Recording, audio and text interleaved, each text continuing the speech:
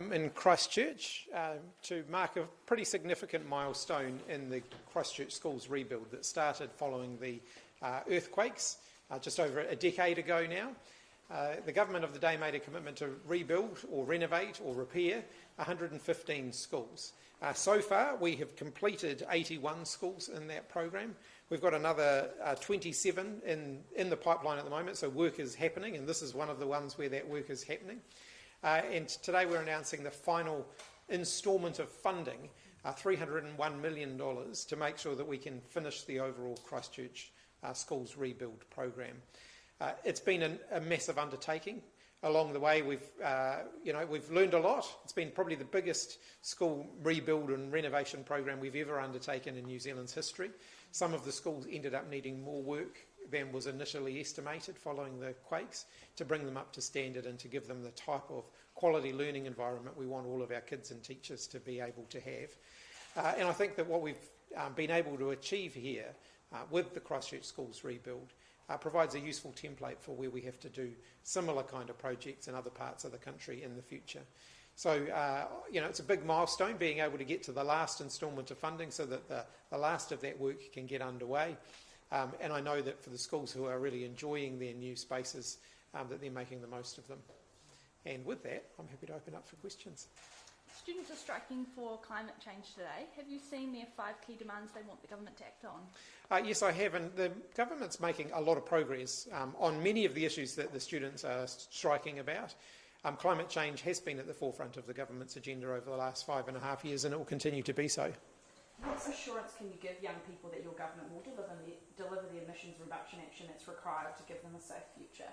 Well, if you look at the emissions reduction plans that we've already set out, you can see that we're making significant progress. Of course, we've still got some heavy lifting to do, though. There's no question about that, and the government's absolutely committed to doing it.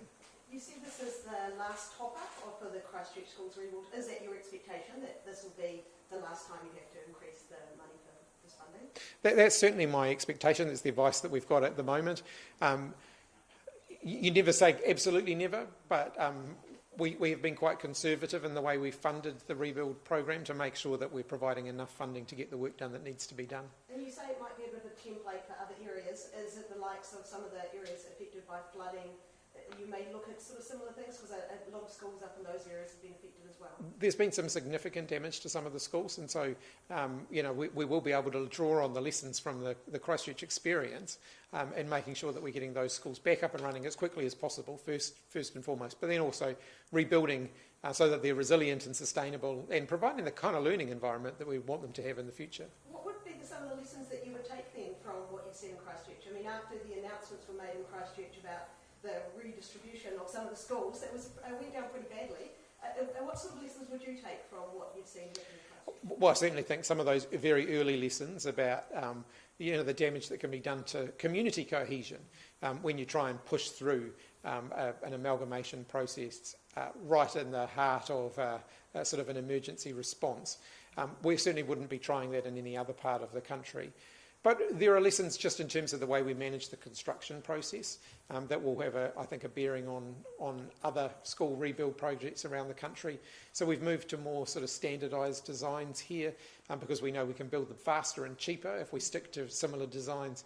And we can also iron out some of the difficulties that we've had in the past with things like leaky buildings by not having a whole lot of bespoke designs at different schools, because it's when you have those bespoke designs that you end up with problems emerging later on in the future. And one of the last 2 schools to still not hasn't started the rebuild process is Chisnellwood. There's obviously a bit of controversy about the advice that they should go down to 400, a roll of 400. What's your view on that? Is the government sticking to that point, or is it something that's open for discussion? One of the real complexities around the Christchurch school rebuild program was that I think the decisions taken around year 7 and 8 schooling across the Canterbury Plains were somewhat inconsistent. And as a result, we're kind of dealing with the legacy of that at the moment. So we're working through that with the Chisnellwood community. There's certainly more demand for intermediate level education in that area than the zone would suggest. And so that's just something that we have to work through carefully, because we've also got to consider the other schools and the impact of any change to the plan for Chisnellwood might have on the other schools as well. This is the second time that the budget has been increased. Why was 1.3 billion not enough, and why was that additional 300 million needed? Well, a lot happens in a 10-year period, and during that time we've clearly seen quite a significant cost escalation in the building and construction sector. We didn't want to leave these schools shortchanged, so where we've needed to, we have increased the budget so that we can deliver what they were promised. What would have happened had you not done this today? Well, we would have had to scale back, the work that's being done, and some schools would have had to wait longer. Now, in a process like this, not every school gets absolutely everything that they want, but we are delivering, and I'm confident that the money that we've allocated now will deliver what we committed to, which was to make sure that they have up-to-date, fit-for-purpose learning environments. Prime Minister, New Zealand TikTok data can be accessed by employees from 5 different countries around the world. Does this concern you given privacy and data concerns around TikTok? My message to everyone when they're downloading any app on their phone or using any third-party provided platform is to know what's happening with your own data, know what you're signing up to. We don't have a regime in New Zealand where we ban particular apps. I know other countries have done a bit more of that in recent times. We don't tend to do that in New Zealand. We tend to work on the basis that people should make their own informed decisions.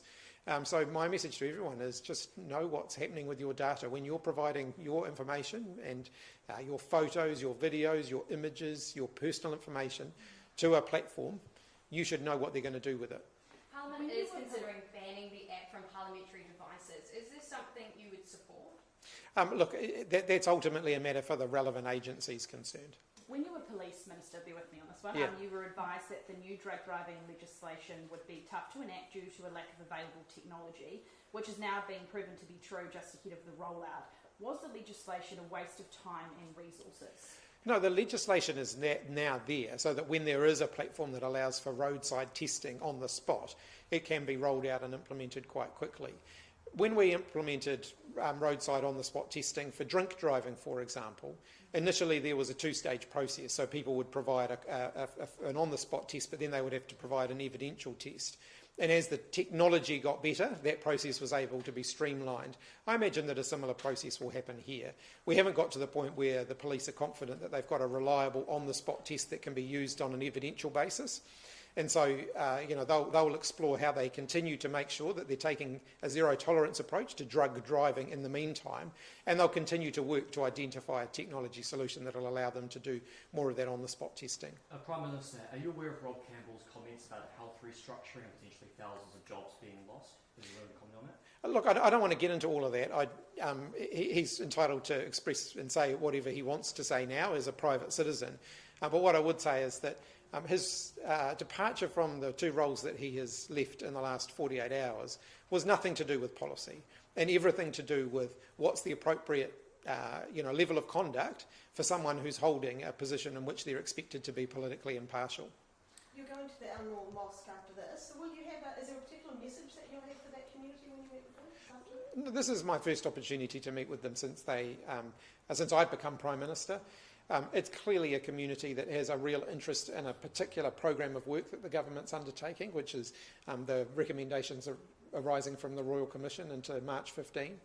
And so I imagine that they want to share with me some views that they've got about how we're doing, and I want to hear from them how they think we're doing, and hear directly their feedback on that, and just provide them with some reassurance, really, that while there's been a change in Prime Minister, we're still absolutely committed to seeing that process through. And there's been news today that the coroner hearing will be delayed further. That may be frustrating to some people.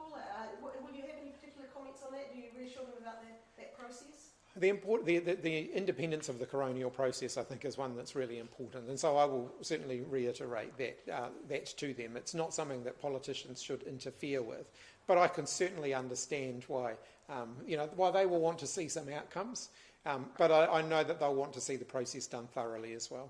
Prime Minister, Michael Wood says voting age should be brought down to 16 in the next little while. What does he mean by that? I think what he was saying is that you should expect to see some further clarity from the Cabinet on the government's intentions on that in the next little while. So people will be familiar. The court's made a ruling. Parliament now has to consider that. So that's been referred to a select committee for consideration. how the government ultimately responds to that process is something that we will turn our minds to in due course. After what's been happening up north, is climate change even more of a top priority now? Oh, there's no question. We're seeing climate change. We're seeing the effects of climate change here and now. If you look at what's happened with our flooding, with the cyclone, we're going to see more of these sorts of events. And that just, I think, underscores for New Zealand how important it is that we do two things. One is that we do everything we can to reduce climate change, to reduce the human-induced effects on the climate. But the second is that we also look at how we can be more resilient and how we can make sure that we're adapting to accept that actually there are going to be more of these sorts of events in the future. Prime Minister, this week has seen tens of thousands of teachers meet as part of their collective agreement negotiations.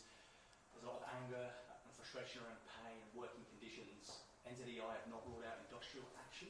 What will you be doing to ensure that doesn't occur? So the NZEI are having stop work meetings to consider an offer. The offer that was made to them was received favourably at the time. It was made prior to Christmas. And so I think we just let that process run its course. I'm aware that the secondary teachers and the primary teachers aren't always completely of one mind on this, and so the secondary teachers are taking a different view on that. We'll continue to bargain with them in good faith, as you would expect in a process like this. Are you doing enough to create change for future generations in terms of climate change? There's always more to be done. As I said, there's still some heavy lifting ahead of us.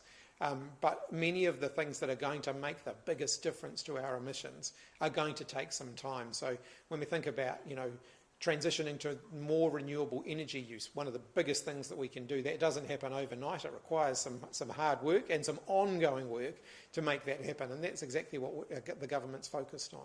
You were going to meet with the Canterbury Chamber of Commerce this morning, but have you had some advice about how Canterbury and Christchurch is faring compared to other parts of the country, and are you happy with how the overall rebuild is going? Look, I was looking forward to meeting with the Canterbury businesses represented through the Chamber of Commerce this morning. Unfortunately, my flight got cancelled, and so I had to take a bit of a wayward tour in order to get down to Christchurch today. And that was the thing that I wasn't able to complete of the program that I had. And so I'll certainly endeavour to come back here again so that I can meet with Christchurch business leaders. I had the opportunity to meet with some of them in the latter part of last year in my different roles, previous roles, Minister of Education and Minister of Police. So I have had some feedback from them on what the issues are that they are concerned about. And I imagine that many of those will be similar now to what they were back then. So we had some good conversations about labour shortages and the fact that they're still looking for skilled labour. So they were looking to the education system to do better. We had conversations about immigration. Certainly issues around the crime and the law and order space were front of mind. I think there was a lot of attention at that point being paid to ram raids and so on. So that was a topic of discussion. We've made a lot of progress in helping to bring the number of those sorts of events down since then. So the number of ram raids and the amount of youth offending we're seeing in that space, we have actually started to put some downward pressure on that. We're not there yet. One ram raid is a ram raid too many as far as I'm concerned.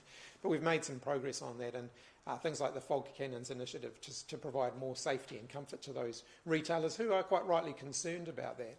We've made some real progress there as well. So I imagine those were going to be topics that they wanted to talk to me about, along with just more broadly the general economic picture and I was looking forward to hearing what they think they're going to see in the next little while, recognising too that they'll have some reflections on how, as businesses, to best get through a challenging disaster response and what lessons that we can take from their experiences to help inform our response in other parts of the country.